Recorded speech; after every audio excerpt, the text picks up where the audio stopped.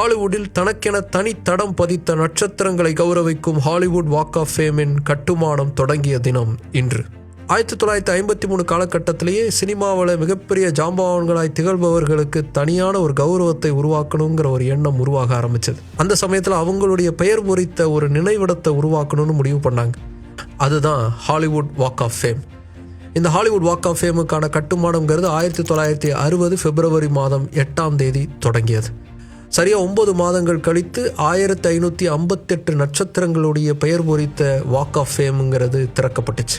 இன்றைக்கி கிட்டத்தட்ட அந்த இடத்துல 2700 நட்சத்திரங்களுடைய பெயர்கள் அங்கே பொறிக்கப்பட்டிருக்கு. ஒவ்வொரு வருஷமும் கிட்டத்தட்ட 1 கோடிக்கும் அதிகமான பேர் இந்த ஐகானிக்கான இடத்தை பார்வையிட்டுக்கிட்டு இருக்காங்க. இந்த ஹாலிவுட் வாக் ஆஃப் ஃபேமில் தன்னுடைய பெயர் வரணுங்கிறதுக்காக ஒவ்வொரு வருஷமும் 300க்கும் மேற்பட்டவங்க அப்ளை பண்ணிக்கிட்டு தான் இருக்காங்க. அதிலிருந்து தேர்ந்தெடுக்கப்படக்கூடிய ஒருத்தருடைய பெயர் தான் அங்கே பொறிக்கப்படும். ஆனால் இப்படி செலக்ட் ஆகிறவங்களுக்கு கூடவே ப்ரைஸ் டாகும் சேர்ந்து வரும். ஆமாம், இப்படி பெயர் பொறிக்கிறதுக்கும் அதை மெயின்டைன் பண்ணுறதுக்கும் அவங்க தான் $85,000 பணத்தை கட்டணும். என்ன ஒன்று, இவ்வளவு காசு கொடுத்து பெயர் பொறிச்சாலும் ஒவ்வொரு வருஷமும் 1 கோடி பேருக்கு மேலானவங்க கிட்ட மிதி வாங்குறதா கொடுமையான ஒன்று. ஹாலிவுட் சினிமாவை உலகளவிற்கு கொண்டு போய் சேர்த்த ஜாம்பவான்களை கௌரவிக்கும் விதமாக திகழும் ஹாலிவுட் வாக் ஆஃப் ஃபேம் கட்டப்பட தொடங்கிய தினம் இன்று.